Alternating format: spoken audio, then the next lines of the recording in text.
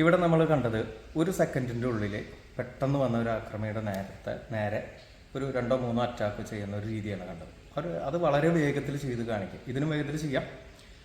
ഇപ്പോൾ ഇവിടെ സംഭവിച്ചത്, എതിരാളി ആക്രമിക്കാൻ വരുമ്പോൾ ആദ്യം നമ്മൾ ശ്രദ്ധിക്കുന്നത് അയാളുടെ ബോഡിയുടെ ചലനം. അപ്പോൾ ഏത് ഭാഗത്തേക്ക് നമുക്ക് ആക്രമണം വരുന്നു, സ്വാഭാവികമായിട്ട് ഈ കയ്യിൽ വടി വരുമ്പോൾ, അയാൾ മൂവ് ചെയ്ത് വരുമ്പോൾ ഈ ഒരു ഭാഗവും ഈ ഭാഗമൊക്കെ ആക്രമണത്തിന് സാധ്യതയുണ്ട്.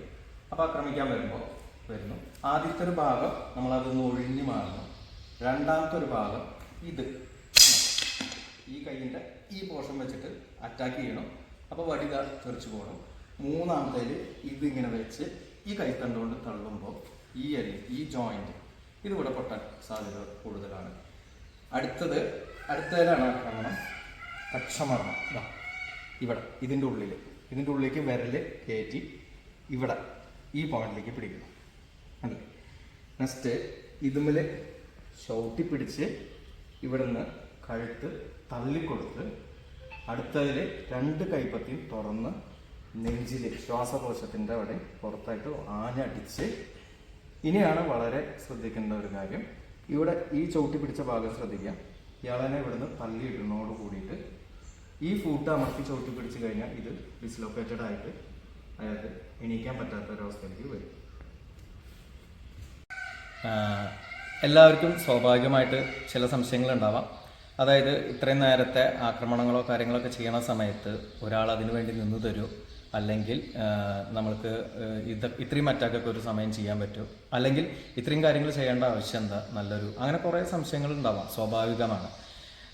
ഇതിൻ്റെ ഏറ്റവും വലിയ പ്രത്യേകത ഞാൻ ആദ്യം പറഞ്ഞു. ഒന്നാമത്തെ ഒരു കാര്യം, നമ്മൾ ഒരാളെ അറ്റാക്ക് ചെയ്യുന്ന ഒരു സമയത്ത് നമ്മുടെ ശരീരത്തിൽ ഇഞ്ചുറി പറ്റുമോ അല്ലെങ്കിൽ അപകടങ്ങളോ പറ്റുന്നതോട് കൂടിയിട്ട് തന്നെ സ്വാഭാവികമായിട്ട് നമ്മുടെ നില ഒന്ന് തെറ്റിപ്പോവും. അതായത് നമ്മുടെ കാൽക്കുലേഷൻസ് തെറ്റാം, അല്ലെങ്കിൽ ബോഡി ഉഴയാം, അല്ലെങ്കിൽ അയാളുടെ ആ വേദനയുടെ ഒരു പ്രശ്നത്തിൽ അങ്ങനെ കുറേ അവസരങ്ങൾ കിട്ടും.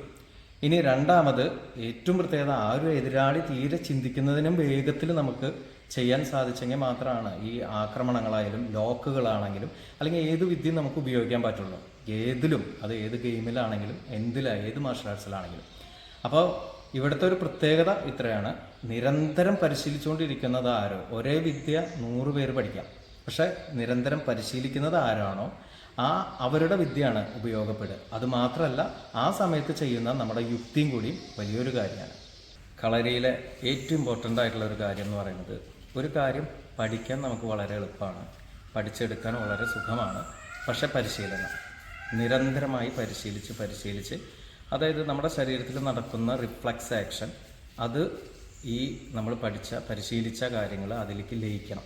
അങ്ങനെ ലയിച്ചു കഴിഞ്ഞാലാണ് നമ്മുടെ നേരെ വരുന്ന എന്തിനേയും നമുക്ക് മനസ്സിലാക്കാനും ഒഴിഞ്ഞു മാറാനും അതിലുപരി ഇനി എന്ത് ചെയ്യണം എന്നുള്ളത് ചിന്തിക്കാനും എല്ലാ കാര്യങ്ങളും തീരുമാനം എടുക്കാനൊക്കെ ഒരു സെക്കൻഡിൻ്റെ ഉള്ളിൽ കഴിയും. അതിന് പറ്റും. ഒരു കാര്യം പഠിക്കുന്നതിലല്ല പ്രധാനം. അതിപ്പോൾ നമുക്ക് എവിടെ നിന്ന് വേണമെങ്കിലും പഠിക്കാം, പുസ്തകം നോക്കി പഠിക്കാം, അല്ലെങ്കിൽ യൂട്യൂബ്, അല്ലെങ്കിൽ ഒരുപാട് സൗകര്യങ്ങളുണ്ട്, നമുക്ക് നേരിട്ടിട്ടും അല്ലാതെയൊക്കെ കണ്ടിട്ടൊക്കെ പഠിക്കാം. പക്ഷെ പഠിക്കലല്ല പ്രധാനം.